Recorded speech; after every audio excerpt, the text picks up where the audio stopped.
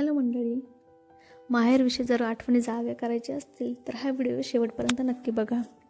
खरं तर माहेर म्हटलं ना की आपल्यासमोर असं एक घर येतं, झाडं येतात, एक अंगण येतं, काही लोकांचे चेहरे डोळ्यासमोर येतात. खरं तर ही म्हणजे भावना आहे, ती जागा वगैरे ह्या गोष्टी तर सेकंडरी झाल्या. एक आयुष्यातला एक असा आधार असतो की आपल्याला माहिती आयुष्यात काही झालं ना, ह्या घरचे दारं आपल्यासाठी आयुष्यभर उघडे असणार आहे.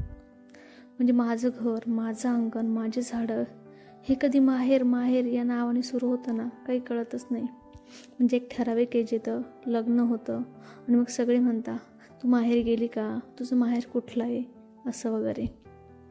कॉलेजला असताना घरी जायचं म्हटलं की एकच घर डोळ्यासमोर यायचं. मग पटकन बॅग भरायची, बस पकडायची, छान घरी जायचं. मस्त आईवडिलांकडे हट्ट करायचे, हे पाहिजे ते पाहिजे, हे खायचं मला, ते खायचं मला. मस्त आजी आजोबांची माया, याच्यात सुट्ट्या आणि पीएल्स कशा निघून जायच्या काही कळायचंच नाही. मात्र लग्न झालं, आता घरी जायचं म्हणजे माहेर जायचं, तो मुक्कामही काहीसा वेगळा असतो. म्हणजे जायचा दिवस फिक्स असतो, त्याच्या आधी प्लॅनिंग करायचं असतं. अरे सुट्ट्या कधी आहे, कधी जाणं परवडणार आहे, लागोपाठ सुट्ट्या कधी आहे, असं सगळं बघावं लागतं. म्हणजे जायचा दिवस फिक्स असतो, राहायचे दिवस फिक्स असतात आणि यायचा दिवस फिक्स असतो. असं ते सगळं प्लॅनिंग वगैरे ह्या सगळ्या गोष्टींमध्ये तो माहेरचा मुक्काम ठरतो. मग आता घरी गेल्यावर सगळंच वेगळं असतं.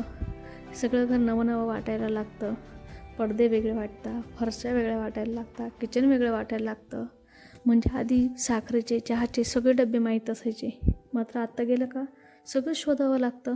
म्हणजे आईला विचारावं लागतं, आई चहा कुठं ठेवला आहे, आई साखर कुठं आहे, आई डाळ कुठं आहे, आई तांदूळ कुठं आहे, असं होतं.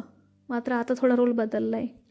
म्हणजे असं झालं आहे की आधी असायचं की आई मला ही भाजी पाहिजे, हे मला बनवून दे, पप्पा इकडं जायचं आहे, पप्पा तिकडं जाऊ, असं असायचं. मात्र आता रोल इतका बदलला आहे, म्हणजे असं झालं आहे की असं असतं, असं वाटतं की चला आता आपण आई पप्पांना फिरू, त्यांना आपण खाऊ घालू, आई हे बनवू का, पप्पा तुम्हाला काय आवडतं, असं असतं. म्हणजे थोडक्यात असं कधी कधी तर असं होतं की असं वाटतं यार सगळं घरच साफसफाई करून टाकावी, एकदम चकाचक करून टाकावं. मग तो सफाईचा झटका येतो आणि घर एकदम साफ करायचं असं ठरतं. म्हणजे थोडक्यात काय, आई पप्पांना कशी विश्रांती मिळेल आणि ते कसे हॅप्पी राहतील, असं काहीतरी करायचं ठरतं. आता त्यांच्या आनंदात आपला आनंद असतो, त्यांच्या डोळ्यात जो अभिमान असतो ते बघून खरंच भारी वाटतं. त्यांना छान आनंदी बघून मन एकदम सुखावतंच. म्हणजे आपण एकदम ढगातच जातो, त्यात तर काही विषय नाही. मात्र त्यांच्या डोळ्यावर आता मोतीबिंदू वगैरे सुरू होतं. त्याचप्रमाणे चेहऱ्यावर, हातावर वयानुसार पडणाऱ्या सुरकुत्या बघून खरं तर डोळे पाणावतात. मग असं थोडा मुक्काम झाला की थोडंसं मन रमतं आहे, तेवढ्यात निघायचा दिवस येतो. मग मन एकदम जड व्हायला लागतं, डोळ्यामध्ये पाणी यायला लागतं. असं वाटतं यार ह्या आईबापांना सोडून कुठंच जाऊ नये. कधी कधी असं वाटतं यार उगाच लग्न केलं, या लग्नामुळे त्यांना सोडून जावं असं वाटतं. पण ठीक आहे, लग्न नसतं केलं तर जॉब वगैरे या सगळ्या गोष्टीमुळे, जबाबदारीमुळे आपल्याला रीत येते जगाची की आपल्याला कुठंतरी घर सोडावं लागतं. म्हणजे काही तो पोच नाही केले, काहीसे तो निकलना पडतं आहे.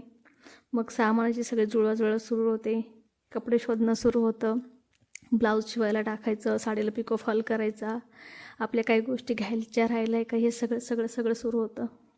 मग आपल्या आईवडिलांना वाटतं की आपल्या लेकीला काय काय देऊ आणि काय काय नको, तू हे नेते का, तू ते नेते का, मायाचं काही स्पेशल असेल तर ते नेते का.